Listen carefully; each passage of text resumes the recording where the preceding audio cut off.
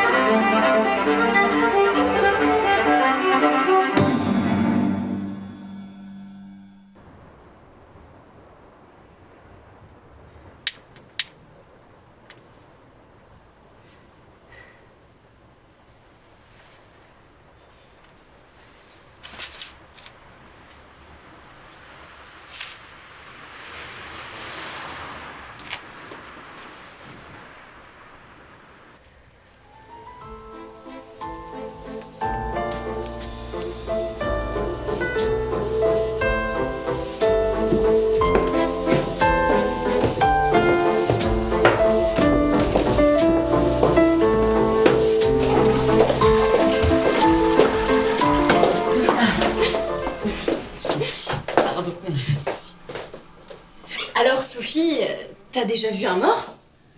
Oui, Marie, forcément. Mais tu sais, on n'est pas du tout obligé d'en parler ce soir. Hein. Oh non, bien sûr, la soirée avant tout. Toujours éviter les sujets travail, politique, religion. Et tu t'occupes juste de la famille des défunts, c'est ça? Oui, enfin, je fais ça, mais pas que. Je vois. Les enterrements aussi. Oui. Jusqu'au cimetière? Parfois. Et les corps? Les corps. Le nettoyage des corps aussi? Enfin, ils se font tous incinérer maintenant, j'imagine. Non, pas tous. Donc, les corps? Oui. Ça, je fais principalement ça.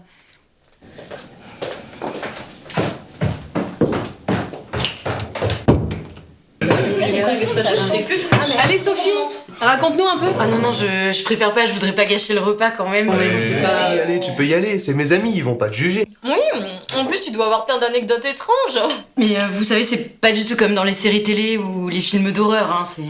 Bah, il doit bien y avoir des histoires de meurtres découverts ou... Agatha Christie. Ouais, ou alors, tu vois, des enquêtes dont la résolution dépendait de ton travail. Ah mais en fait, je suis pas médecin légiste, je fais pas d'autopsie. Voilà. Oui, enfin c'est pas comme s'il y avait une grande différence entre les deux, dans tous les cas tu tripotes des corps. Bah quand même, c'est pas...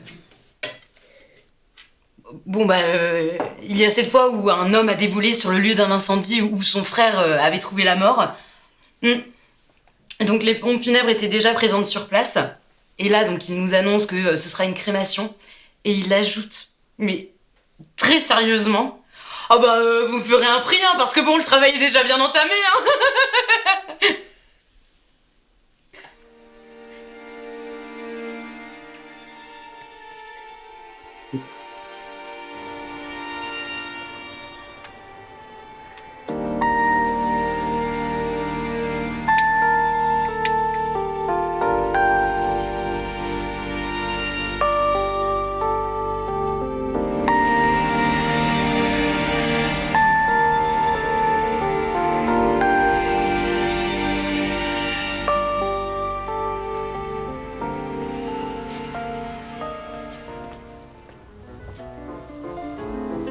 Je peux pas venir à la salle de sport maintenant parce que c'est compliqué en fait. Les horaires qui changent. Pas arrêter la cigarette, toi? Ouais,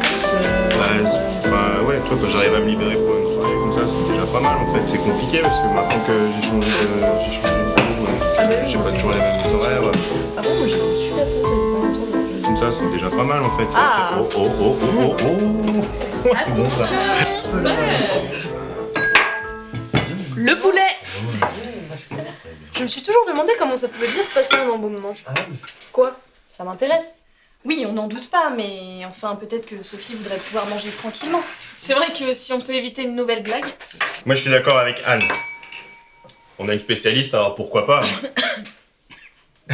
Puis on commence à se connaître un peu plus, alors je vois pas où est le souci. Non, c'est toujours bon de se renseigner un peu plus sur le sujet à un moment donné, c'est pas comme si on allait jamais y passer. Donc, je pose ma question. Comment ça se passe, Sophie, un embaumement?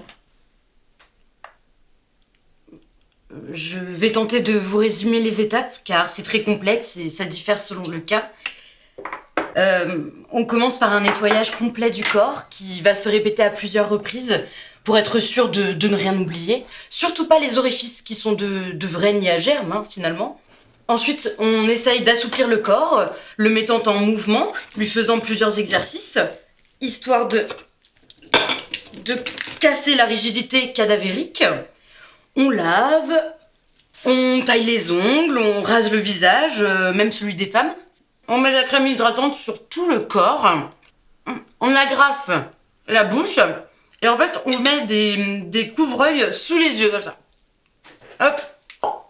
Voilà. Et là, le premier check du corps est fait. Ensuite, ça se complique, hein, parce que bon, si on fait tout ça, c'est aussi et surtout pour ralentir la putréfaction. On est d'accord, hein, voilà. Parce que dès que le cœur s'arrête, le corps se met automatiquement à pourrir. Et alors là, bonjour les maladies, les odeurs qui se propagent, c'est... La meilleure solution, c'est de vider les fluides qui restent au niveau de la route du sang. Puisque dès que le cœur est à l'arrêt, il reste quand même du sang un peu partout. Donc, hop, injection artérielle, on pompe, et on fait sortir tout ça par la jugulaire. Ça vous dérange pas que je mange avec les doigts?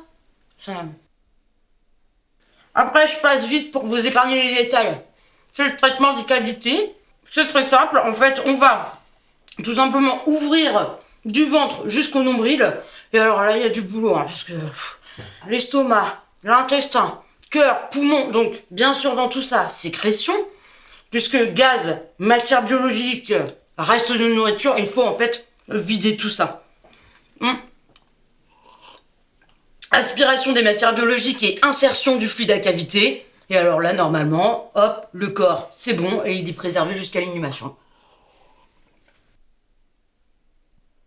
Ensuite, c'est la dernière étape, et c'est là où c'est vraiment le plus important, l'apparence. Il faut vraiment avoir une âme d'artiste, parce que le vrai but c'est ça, redonner une apparence au cadavre pour la famille endeuillée.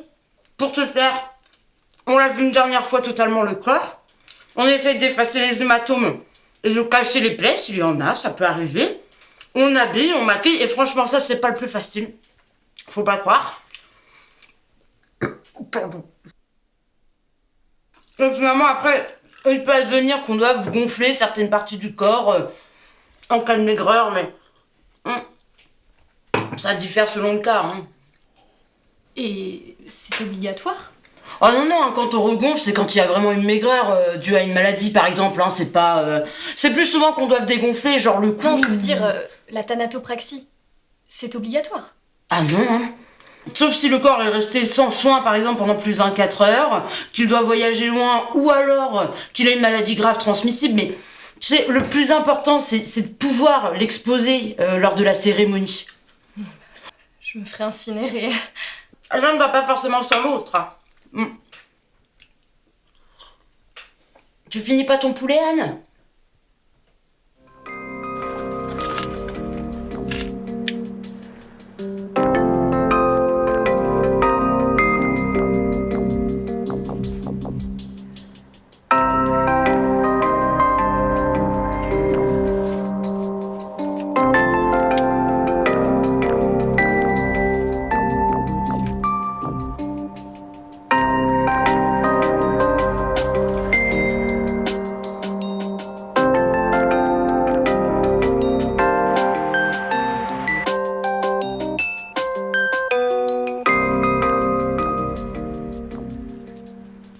peut raconter des choses pareilles? Pourquoi vous lui posez des questions aussi? Moi, je suis sincèrement désolé, je savais pas qu'elle était comme ça non Mais plus. d'où est-ce qu'elle sort? Où est-ce que tu l'as trouvée? C'est pas possible. Oui, bah, aucun individu sain d'esprit se réveille un matin en se disant je vais être croque-mort. Franchement, ça me dégoûte. Je peux plus manger là. Oui, moi non plus, mais je me demande si c'est pas plutôt... J'ai fait un crumble. Vous avez vu le visage d'Anne quand elle est partie en plus? On aurait dit un cadavre. Tu vas pas t'y mettre toi aussi? Bon bah je vais vous laisser. Sophie, pourquoi? Reste.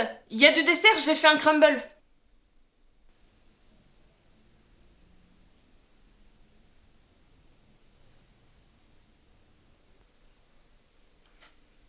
Je préfère ne pas parler travail ce soir. C'est un peu tard. Mais vous avez tous insisté. Parce qu'on ne pensait pas que tu nous décrirais ces horreurs. Mais ce ne sont pas des horreurs, ça permet aux familles de mieux affronter leur deuil. Ou de satisfaire tes penchants morbides. Mais c'est un métier essentiel qui existe depuis l'Antiquité et qui nous a permis de mieux connaître le corps humain. C'est naturel de se décomposer. On est fait pour ça. C'est absolument débile de retarder ça. Ça permet d'éviter des problèmes sanitaires et de mieux respecter le mort. Ouais. On vit dans les poches des vivants. Combien ça coûte tout ça, hein? C'est vrai qu'on sait toujours pas. Tu travailles pour l'État.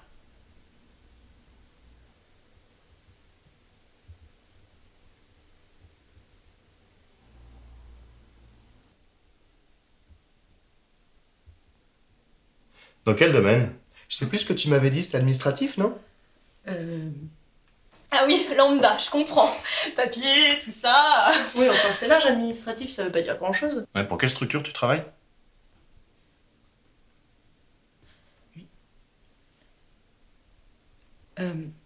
Je préfère ne pas parler travail ce soir.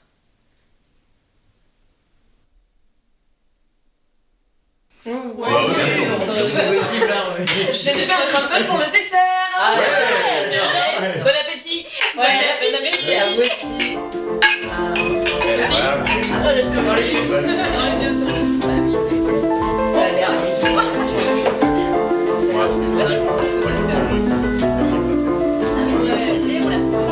Tu viens de faire quoi du coup cette fois ton crumble? Ouais. La dernière fois, tu m'as fait